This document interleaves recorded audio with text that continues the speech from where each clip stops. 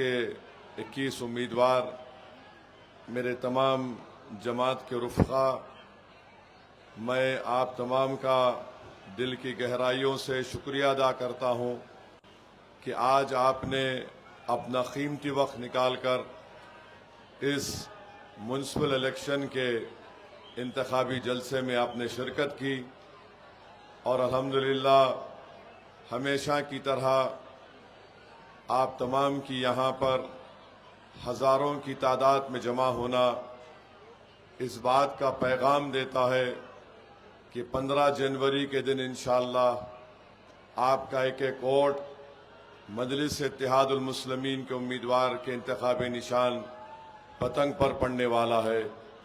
मुझे यकीन है कि मजलिस को धूलिया शहर में एक बहुत बड़ी कामयाबी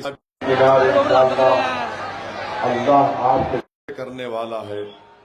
मेरे अजीज दोस्तों और बुजुर्गों, मैं आपसे वादा कर रहा हूं कि धूलिया शहर में एक तासुब और तंग नजरी की मिसाल यहां पर दी जा सकती है कि कैसे इस शहर के ऐसे इलाके हैं जहां पर हर तरह की सहूलत वहां के रहने वालों को दे दी गई।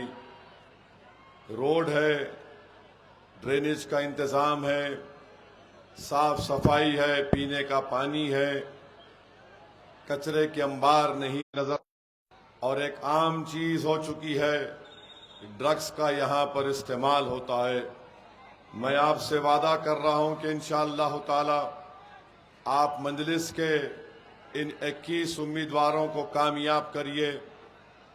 ये जो नफरत और तासुब दिखाया जाता है खास तौर से अल्पसंख्यक समाज मुसलमान के महल्लों में, उसको मजलिस इत्तेहादुल मुस्लिमीन ख़त्म करके रख देगी और आप देखेंगे कि डेवलपमेंट अगर होगा तो सही तरीके से और पूरा एक प्लान तरीके से होगा। ऐसा नहीं है कि तमाम बजट जो है शहर के एक हिस्से में उसको इस्तेमाल कर लिया जाएगा। दूसरी बात मैं आपको बताना चाहता हूं कि हालिया दिनों में सुप्रीम कोर्ट ने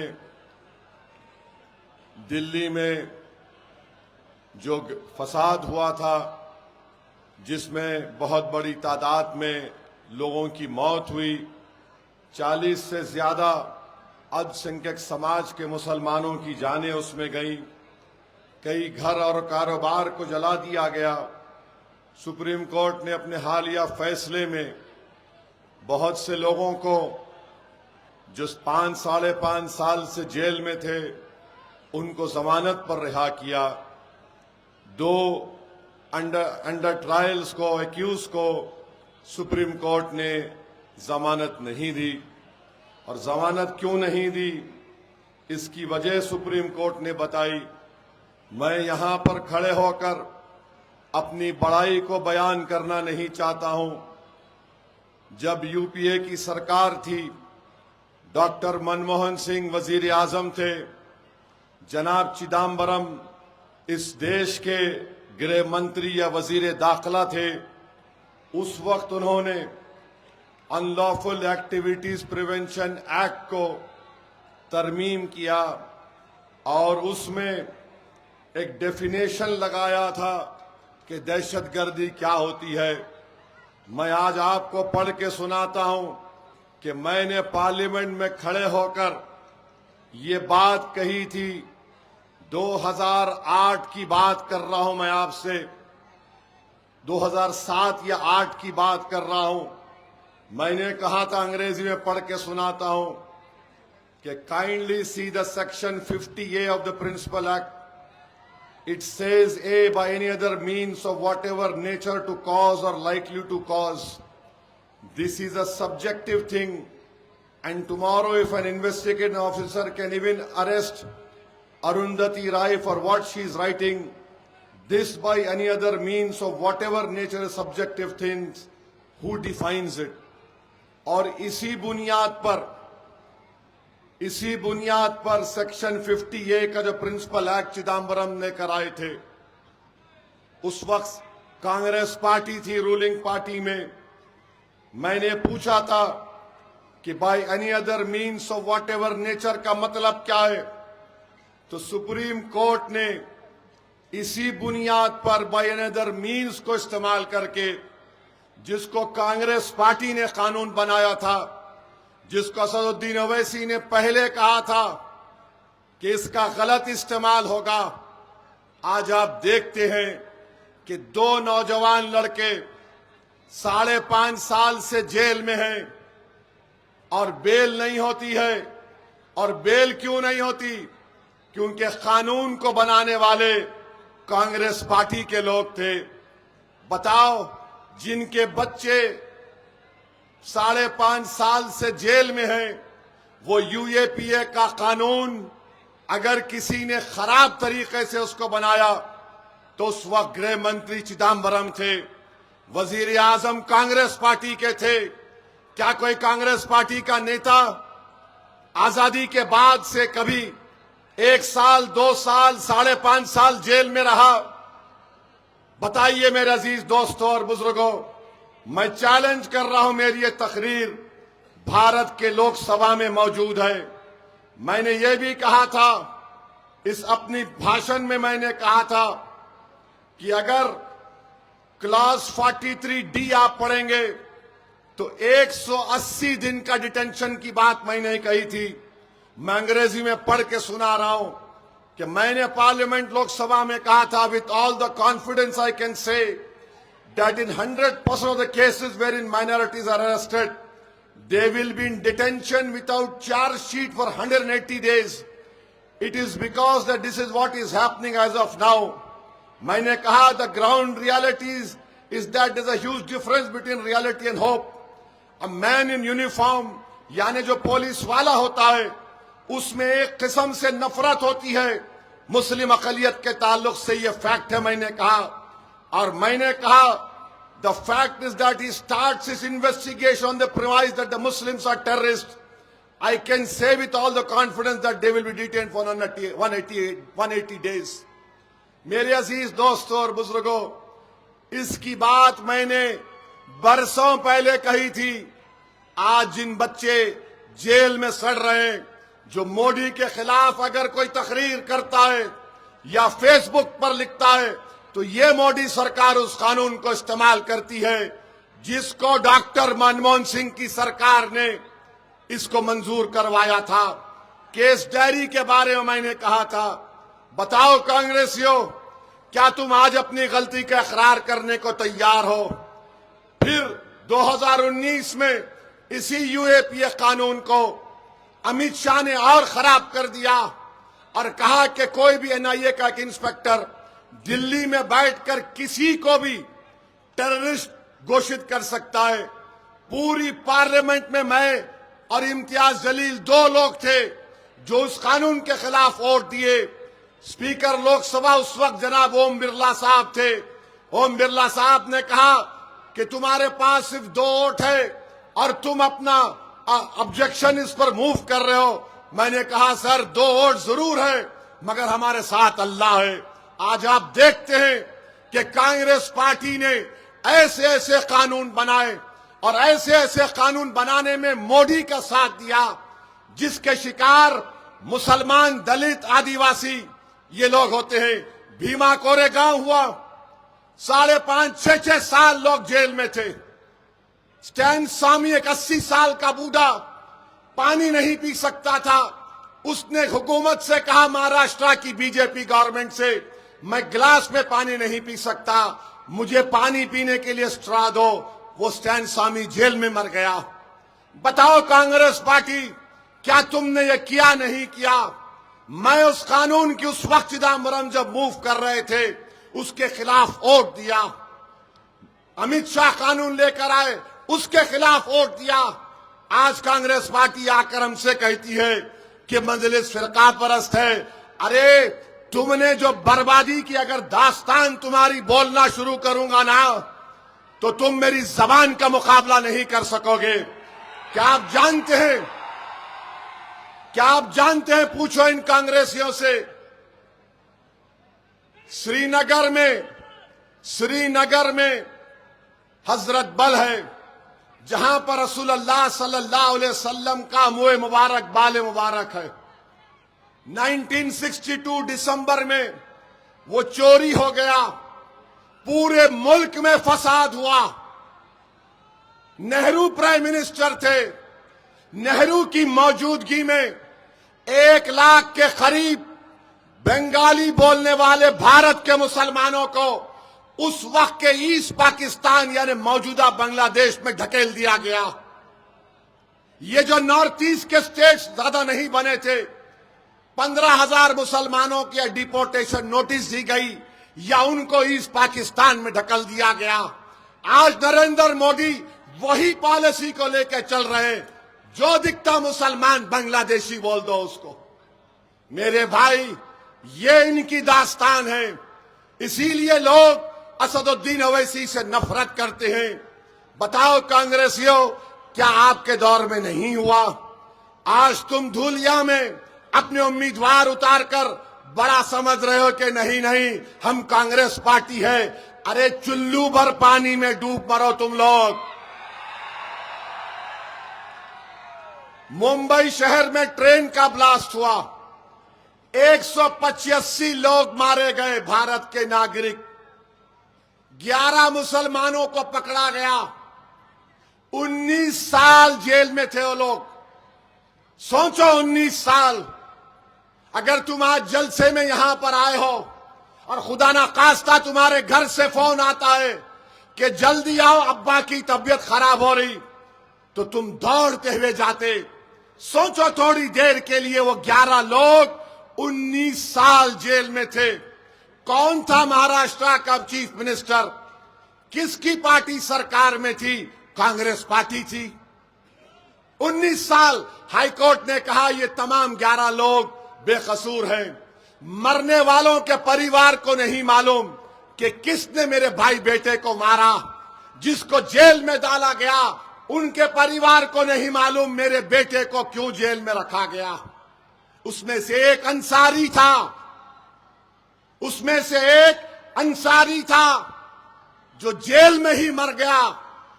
उसको यह खुशखबरी नहीं मिली कि उसको कोर्ट ने बरी कर दिया।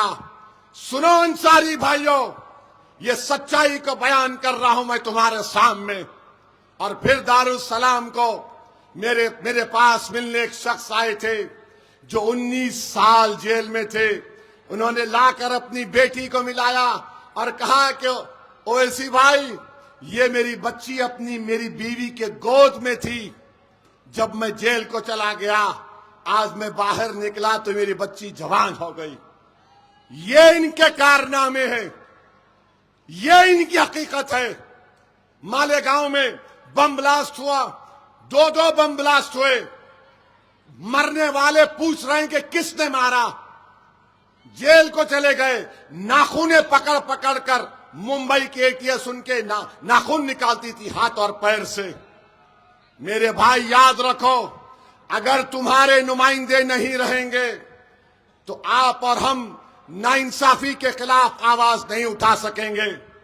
नाइंसाफी के खिलाफ आवाज उठाने के लिए भारत का संविधान आपको इस बात की इजाजत देता है कि आप अपने वोट से अपने पसंद के उम्मीदवारों को कामयाब करिए।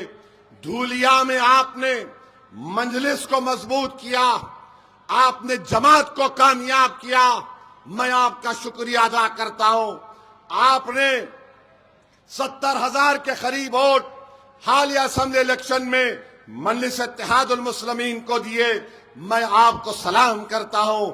हम कामयाब नहीं हुए, मगर असदुद्दीन ओवैसी आपसे वादा करके जा रहा है कि मेरी भी जिद है और मैं अल्लाह से दुआ कर रहा हूं कि परवरदिगार, अगर हम अब नहीं जीते तो 5 साल के बाद धुलिया, औरंगाबाद, शोलापुर और मुंबई और विदर्भा से मजलिस के मेले को कामयाब कराएंगे। जिताएंगे धूलिया से मजलिस के विधायक को दोबारा इंशाअल्लाह ताला। हम पीछे हटने वाले नहीं हैं। और याद रखिए, मजलिस इज्तिमाइयत की बात करती है, मजलिस इनफरादियत की बात नहीं करती। अगर मैं भी मर जाऊंगा, जो मैं मरूंगा एक दिन, मंजलिस आबाद रहेगी, मंजलिस ताकतवर रहेगी। अगर कोई ये समझता है कि उसके चले जाने से मंजलिस कमजोर हो जाएगी, अरे अगर आज मैं मंजलिस में नहीं रहूंगा तो मेरी कोई पहचान नहीं है, मेरी कोई पहचान नहीं है। अगर अल्लाह ने मुझे आज इज्जत दी, बोलने की सलाहियत दी, तो वो सिर्फ अल्लाह ने मजलिस इत्तेहादुल मुस्लिमीन की वजह से मुझे वो मुकाम दिया। अगर कोई भी शख्स जो आज इस डाइस पर बैठा हुआ है वो भी सुन ले, अगर वो ये समझ रहे हैं कि मैं हूं तो मंजलिस है, अरे तुम है, तुम रहो या ना रहो, अल्लाह तो वहदहुल्ला शरीक है, अल्लाह तो हमेशा रहने वाला है। अल्लाह अपना काम किसी से भी ले सकता है, हम रब्बे कायनात के मोहताज हैं। तो कोई हरगिज ये ना समझे कि मैं हूं तो मंजलिस है। अरे मंजलिस रहेगी, जो खुशकिस्मत होगा वो वफादार रहेगा, वही खुशकिस्मत होगा जो इन गरीबों की आवाज को समझेगा। याद रखो, आखिर ये कब तक चलता रहेगा कि अपने नफ्स के लिए, अपनी शोहरत के लिए, अपनी जाती मफादात के लिए आप अगियारों की चौखट पर जाकर सर को झुकाएंगे। अरे छोड़ो ये इम्तियाज जलील को देखो, आज इम्तियाज जलील पार्लियामेंट का इलेक्शन तमाम सेकुलर और कम्युनल पार्टीज ने मिलकर हराया। असेंबली का इलेक्शन लड़ा इम्तियाज जलील, 1100 वोट से हार गया। इम्तियाज जलील हार गया, मगर अल्लाह ने इम्तियाज जलील को इतनी शोहरत से नवाजा कि आज अगर महाराष्ट्र के मुसलमानों का अगर कोई सबसे बड़ा नेता है तो उसका नाम सैयद इम्तियाज जलील है। आज आप जानते हैं इस बात को। तो मेरे अजीज दोस्तों और बुजुर्गों, आपको अपने हौसलों को बुलंद रखना पड़ेगा, डरने और घबराने की जरूरत नहीं है। ये जिंदगी में नसीब व फराज से हमको गुजरना पड़ता है। हम जरूर इंशाअल्लाह ताला दोबारा धूलिया से मंजलिस के मेले को मुंतखब करेंगे। तीसरी बात, ये राष्ट्रवादी कांग्रेस भी इलेक्शन लड़ रही है ना। ये अजीत पवार अपने चीचा शरद पवार का नहीं हुआ तो इनके साथ जो दुम चलने फिर रहे उनका क्या होगा। वो जो शरद पवार का नहीं हुआ, जिसने सब कुछ उसको देकर आगे बढ़ाया, वो उसी को टाटा बाय बाय कर दिया। तो मेरे भाई, मैं आपसे अपील कर रहा हूं, हां ये अजीब मजाक है कि मुंबई में एक ही कैबिनेट में फडणवीस बैठते, शिंदे बैठते और अजीत पवार बैठते। अब ये चुनाव हो रहा है तो फडणवीस एक तरफ मुंह करके बैठ गए, दूसरी तरफ मुंह करके बैठ गए शिंदे और अजीत पवार। किसको बेवकूफ बना रहे हैं ये लोग, किसको बेवकूफ बना रहे हैं। वहां मुंबई में बैठकर दबाकर वड़ा पाव मलाई दबाकर खाएंगे और यहां धूलिया को आके बोलेंगे मैं नहीं जानता उसको ने कौन है। इसको बोलते नूरा कुश्ती। ये नूरा कुश्ती हो रही है फडणवीस, शिंदे और अजीत पवार के दरमियान में। और मेरी बात लिख के रख लो आप, 5 साल के बाद जब असेंबली इलेक्शन होंगे, ना शिंदे रहेंगे ना अजीत पवार रहेंगे। कौन रहेगा?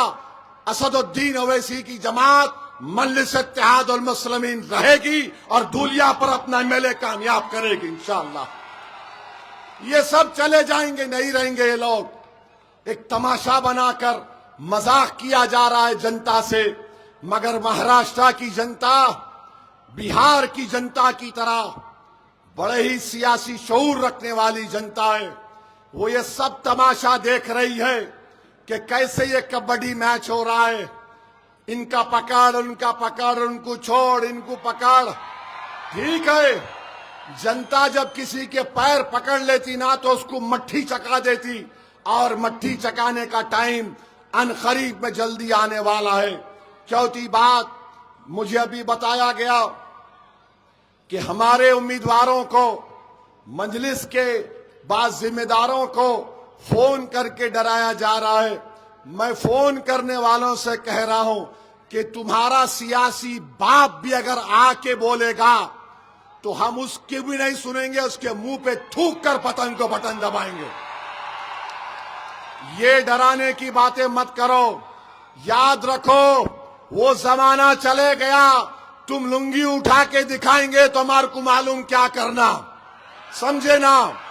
वो गया जमाना, बड़े छोटे हम बड़े, अरे कोई बड़ा नहीं, सब एक है। डराएंगे तो तुम याद रखो मैं भी डरा सकता हूं। हम सिर्फ अल्लाह से डरने वाले हैं, किसी माइका लाल से डरने वाले का नाम मजलिस इत्तेहाद अल मुस्लिमीन नहीं है। तो जितनी तुम्हारी इज्जत अभी बाकी है, उस इज्जत को बाकी रख लो, वरना जो तुमने नाम कमाया वो पूरा खत्म हो जाएगा। तो आपसे भी अपील कर रहा हूं, ये जमात आपकी है, मजलिस को कामयाब आपको करना है अपनी दुआओं से, अपने वोट से और पतंग के निशान पर बटन दबाकर। हमने जनाब इरशाद साहब को ये जिम्मेदारी दी है। मैं शुक्रगुजार हूं जनाब इरशाद साहब का कि उन्होंने इस जिम्मेदारों को निभाने के लिए बहुत ही अहम तरीके से और मेहनत से काम कर रहे हैं। तो आप जनाब इरशाद साहब और मजलिस की इस पूरी टीम का साथ दीजिए। 15 तारीख के दिन मुत्तहदा तौर पर अपने एक वोट का इस्तेमाल करके मजलिस इत्तेहाद उल मुस्लिमीन को कामयाब और कामरान करिए। क्योंकि मुझे यहां से मालेगांव भी जाना है। मजलिस के मुखालिफिन, हमारे मीडिया के लोग को भी मैं सलाम करता हूं। मैं यहां पर तकरीर किया था विधानसभा के चुनाव में, 15 मिनट बोला तो इतना चलाए टीवी पे, समझ में नहीं आया मेरे को। मैं 15 मिनट बोला तो मीडिया के लोग ऐसा चलाए जैसा कि मैं उनका दोस्त हूं। मगर अब मीडिया वालों और मजलिस के मुखालिफिन से पूछना चाहता हूं, पोलिंग कब है? पोलिंग कब है? पोलिंग कब है? अब मैं बोल के जलाया 15 वो। तुम इतना बोले तो कुदरत ने बोला ले अब 15 तारीख को ही पोलिंग होगी। और एक कोई बीजेपी के मंत्री बोले हैं, बयान दिए कि 15 को पोलिंग नहीं होना, हमको पतंग पिलाना है। तुम पतंग पिलाओ या ना पिलाओ, 15 तारीख को धूलिया में सिर्फ पतंग नजर आएगी आसमानों पर इंशाअल्लाह। और अहम बात, नरेंद्र मोदी, अजित पवार, शिंदे, नीतीश कुमार, कुमारस्वामी, चंद्रबाबू नायडू, इन तमाम ने मिलकर एक वक्त तरमीमी कानून बनाया। और वो कानून इस संविधान के खिलाफ है। संविधान जिसको बाबा साहिब अम्बेडकर ने बनाया, उस संविधान के फंडामेंटल राइट्स के खिलाफ है। ये कानून जो बनाया गया आर्टिकल 25, 26 और 14 की खिलाफ वर्जी करता है। इस कानून के जरिए मोदी, शिंदे और अजीत पवार मस्जिदों को, दरगाहों को, खानकाहों को, कब्रस्तान को छीनना चाहते हैं। जो लोग राष्ट्रवादी का खंडवा डालकर फिर रहे हैं, अगर तुम्हारा कब्रस्तान को छीनने की कोशिश करेगा, उसका कानून बन चुका है। और उसकी पहली मिसाल दिल्ली में तुर्कमान गेट की मस्जिद का हम देख रहे हैं। दिल्ली वक्फ बोर्ड है, कुछ नहीं करता, कोर्ट से ऑर्डर आ गया, अपील रिव्यू पिटीशन फाइल नहीं होता।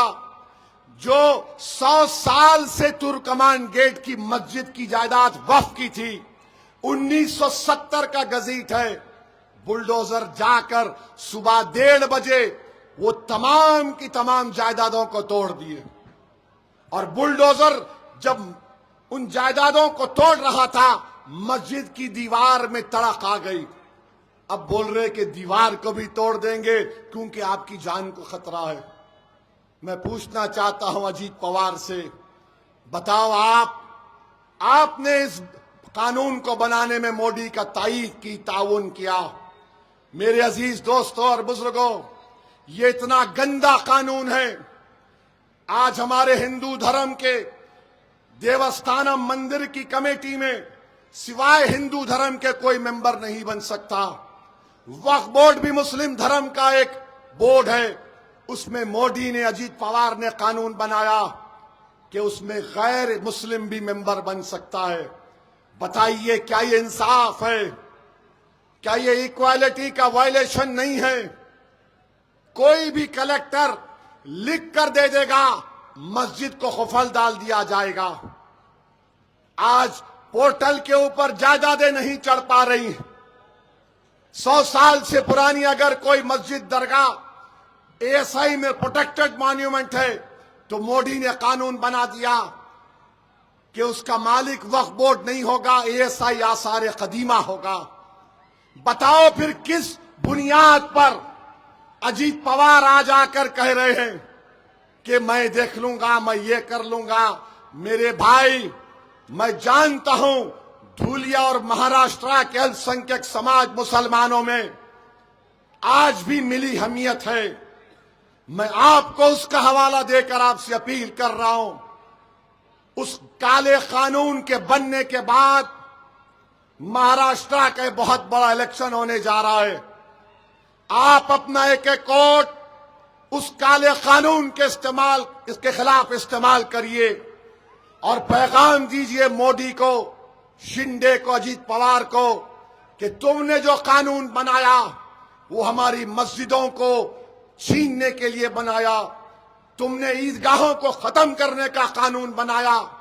तो एक और अहम वजह आपके पास है कि आप 15 तारीख को मुत्तहदा तौर पर अपना एक एक वोट पतंग के निशान पर दीजिए।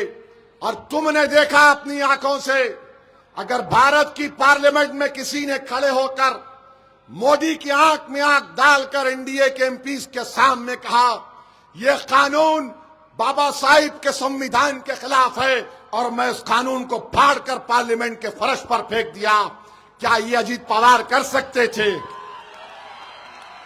तो मेरे अजीज दोस्तों और बुजुर्गों, 15 तारीख को क्या होगा?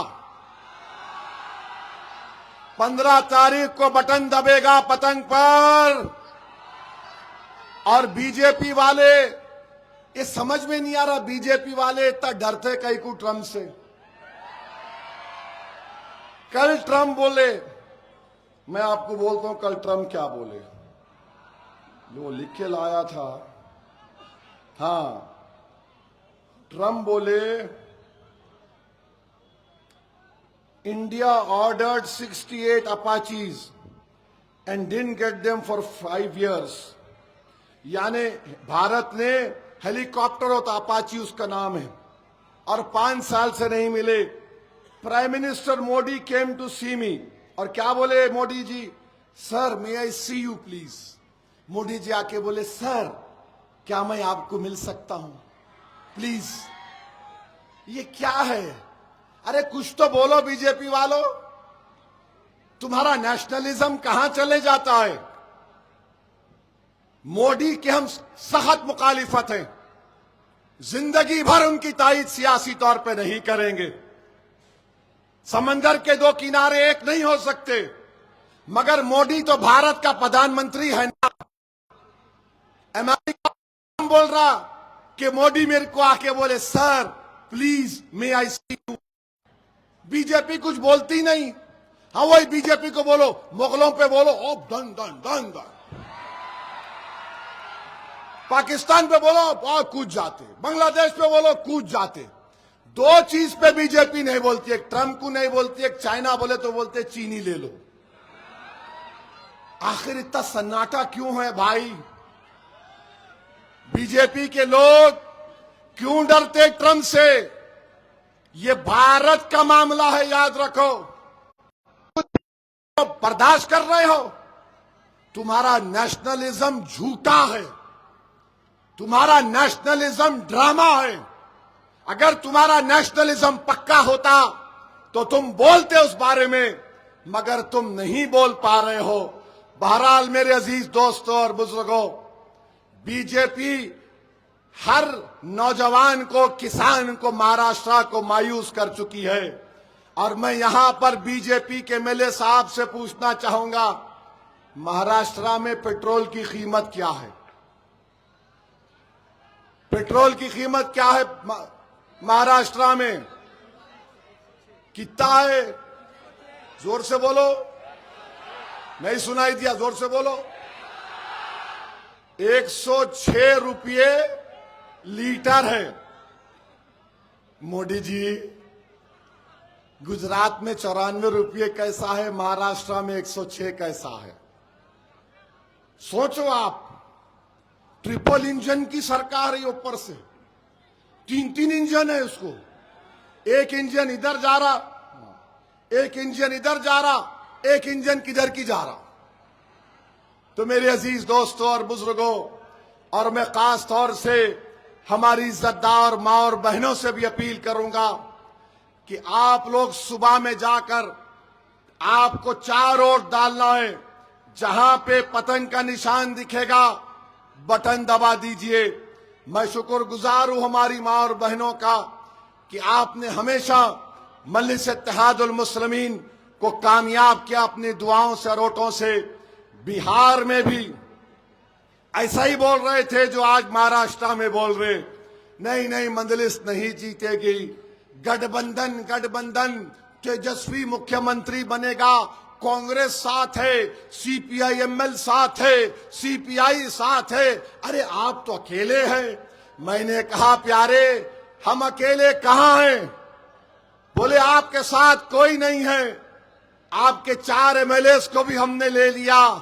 मैंने उस वक्त इन तमाम नेताओं से कहा था कि तुमने 4 को, मेरे एमएलए को तोड़ा, मैं 4 का बदला 24 से लूंगा इंशाअल्लाह ताला। और दुनिया ने देख लिया कि मजलिस के 5 एमएलए जीत कर आए। 12 मुकामात पर तीसरे नंबर पर मजलिस रही, 2 मुकामात पर दूसरे नंबर पर रही। एक सीट हमारा आदिल हसन 350 वोट से हार गया, 80,000 वोट लेने के बावजूद भी।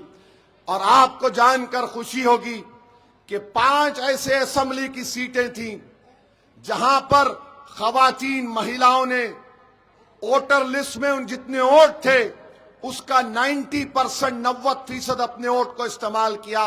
वो 5 में से 3 असेंबली की सीट मजलिस ने जीती। तो हमेशा हमारी माँ और बहनों ने मजलिस इत्तेहादुल मुस्लिमीन का साथ दिया।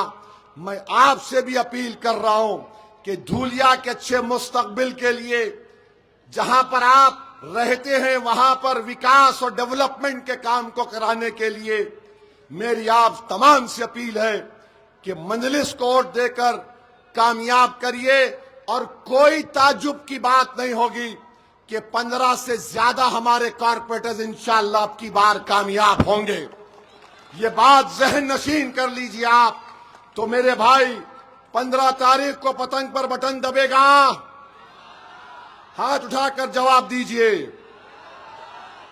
पतंग पर बटन दबेगा? क्या पैगाम देंगे आप बीजेपी को, अजीत पवार को, कांग्रेस को? पतंग पर बटन दबाकर मजलिस को कामयाब करिए।